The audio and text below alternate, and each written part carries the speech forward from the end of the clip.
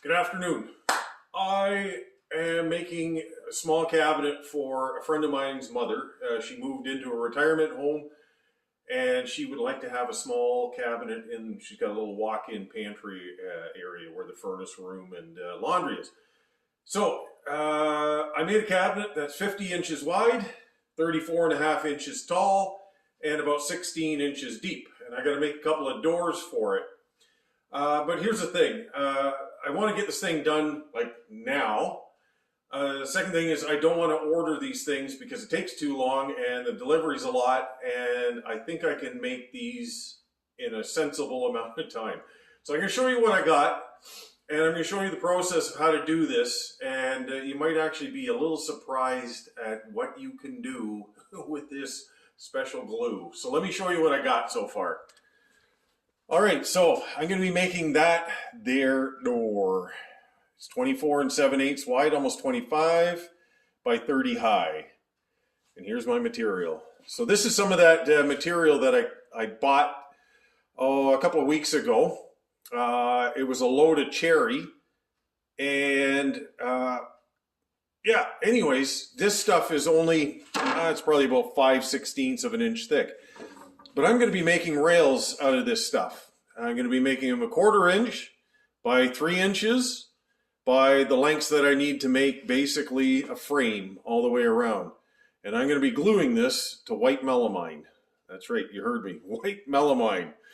And I'm going to be putting an edge on it. But I'm going to show you how well this works. All right, next step, ripping. All right, so I'm going to rip everything at 3 1/8. Because I want 3-inch rails on this thing. A little plus minus is fine, but I want roughly 3-inch rails all the way around this door. So I'm going 3 1/8, and then I can run the jointer over, I can run it over the jointer and take a 1/16 off and just clean everything on the inside edge of the door. And then I can size everything after that. So I'm just going to rip this all and get it prepped.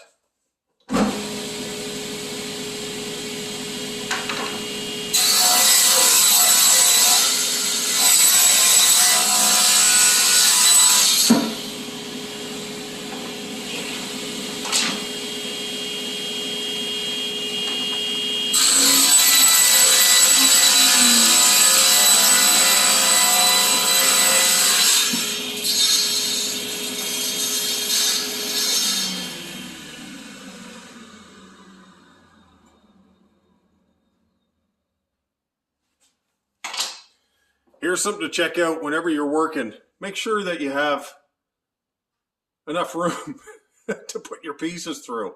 Okay? Look what Dingus just did. All right, I got to go fix that.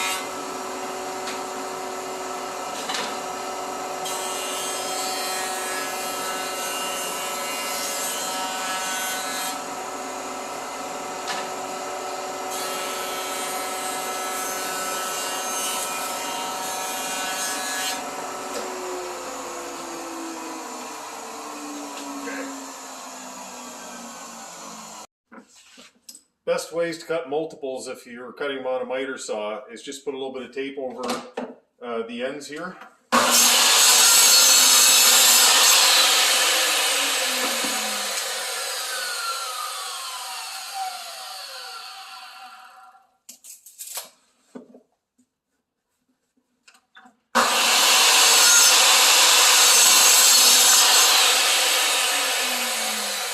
Perfect.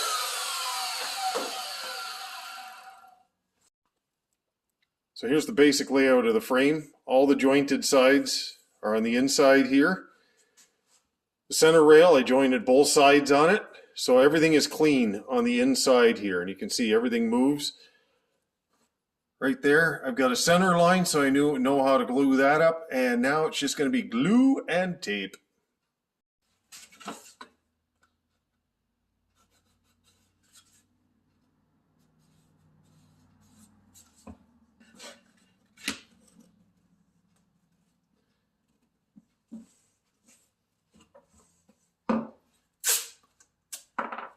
And you just pull it. Just kind of stretch your tape. Flip over.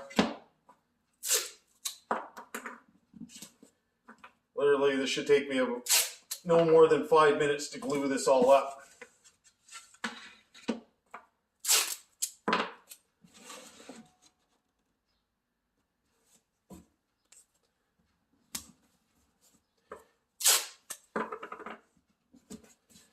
This technique works with, let's say you're doing an island back panel or something like that, and you got to make it in cherry, walnut, you name it. It's fabulous for that. The only thing you can't glue this on is MDF because it'll make it curl. But the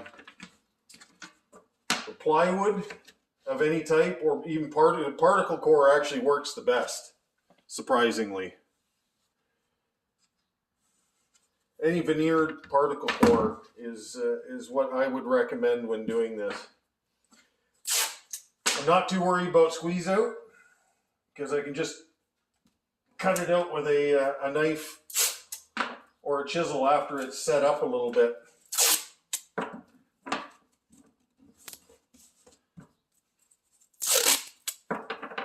Once this is glued down to your surface, there's no possible way that this thing is actually going to come apart.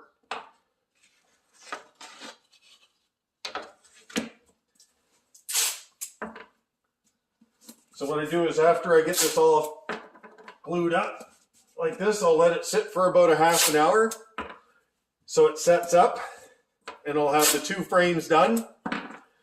In that time, I'll cut my melamine, 1/2-inch melamine, and then I can glue this on, and I can use both panels. I'll glue them both together and stack them on top of each other, and then use spring clamps on it.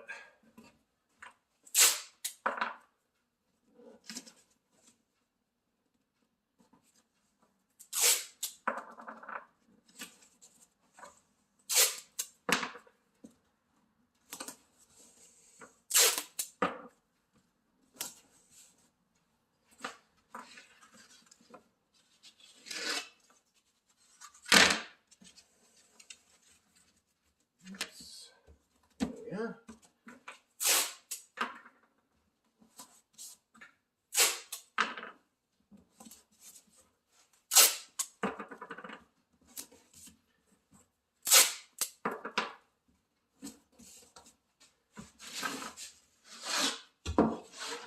Okay, make sure that's all nice and flat.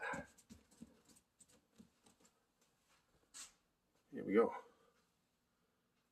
Nice. All right, here's the plan. So here's 2 pieces of melamine, and I've got my frame. So I'm going to give this a quick sand at 120 grit. I'm going to be coating this with glue, flip it over, repeat on the other one, and then I'm going to put these things on top of each other and spring clamp them all together. So that is the plan right now.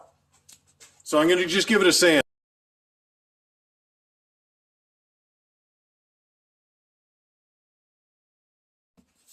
All right, so get glue around the perimeter. What I do is just like four beads of glue on here is probably enough. I'm not too worried about if there's a little bit of squeeze out that comes out. It's really easy to clean it off of the melamine. Alright.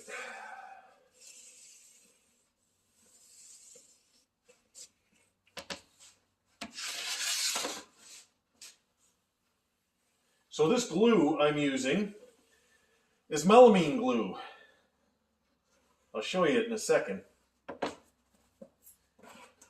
It's called Tight Bond Melamine Glue. The stuff is absolutely fabulous for this kind of stuff. You can glue two pieces of melamine together, and if you try to get it apart, you're going to need an axe to get it apart.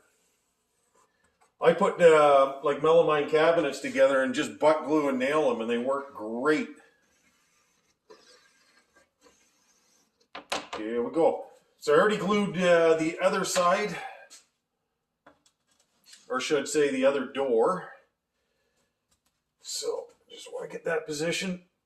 Once you get it kind of set in place, it won't skate around on the panel anymore. So just put a little bit of weight to it. Now hopefully I can get this glued down with those clamps, because I'm going to be just under 2 inches. So I think I can get the clamps on that. Okay, just correct the position a bit. So you can see I've gone face to face with these things. There we are. Oh yeah, look at that.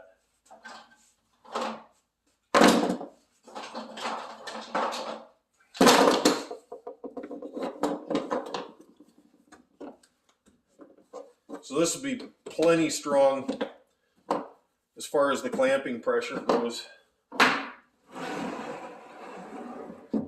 And then after it's done, I can cut the perimeter all on the table saw and clean everything up, and then put edge banding all the way around it and sand it.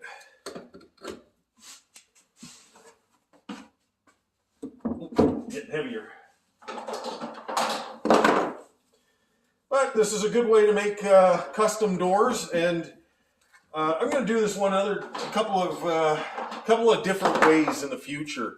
I'm going to show you how you can make mitered doors, and they look absolutely stunning.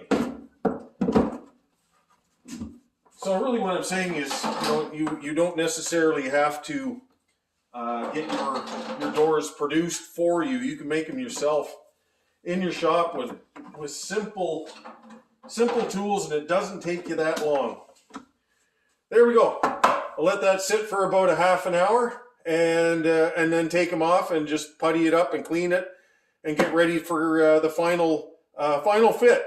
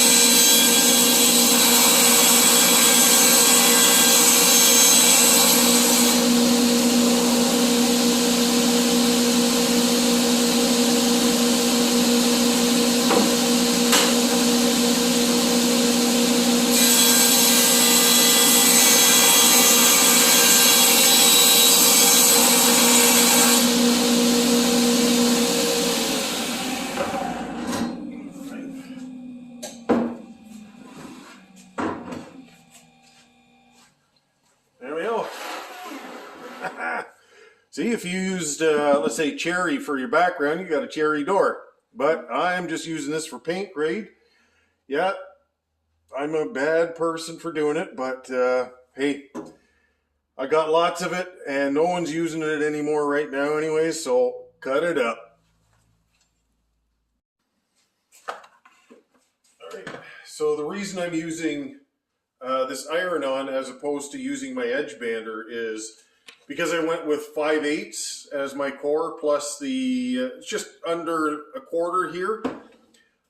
The edge banding at 7/8, it's too skimpy because it creates a little bit too much on the bottom side. So this way I can put it on and the tape is almost the same thickness as my panel itself. And I also have the control over making sure that it's 100% glued on too. So there's that advantage. So when I'm putting this stuff on, all I do is I tack it. So I just go over with the iron quickly and then make sure it's stuck all the way across. And then I heat it up. And you kind of want to just really push it onto certainly that particle board and the solid there. Make sure I got it all the way heated up. And then you want to cool it down as quickly as you can.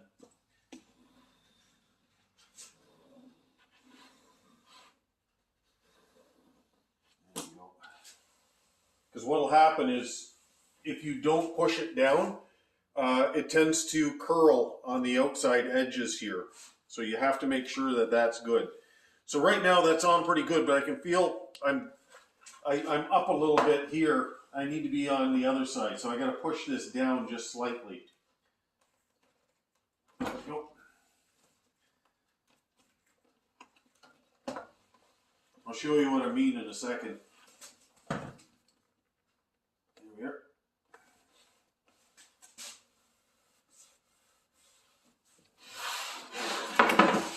Okay, so the edge is on there, and I want to make sure that I have a little bit of overhang on this side here. Just enough so I can round it over. All right, so all I do is take the clipper. Okay, and that's made by Verutex. You can buy them on Amazon. Don't know where I got this one. And then trim off the top.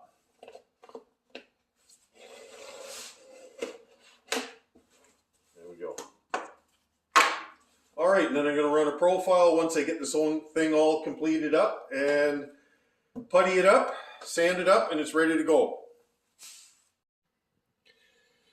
So if you look around on this door here, since I made it out of cherry, there's pitch pockets every once in a while that you get on cherry, and you got to fill those in.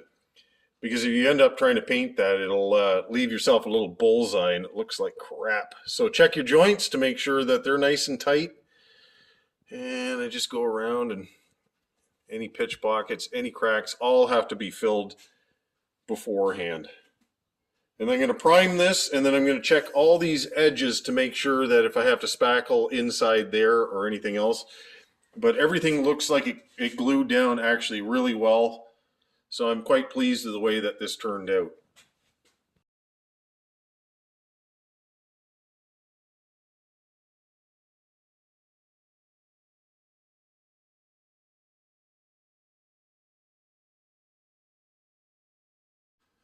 So here's the finished product. I got it into the booth yesterday. And if you want to see a video on how to spray MDF doors from I think about a week ago, I did one on that. So it's basically the same process for doing these ones here. But what I want to show you is because I did it in white melamine, the back is still white melamine.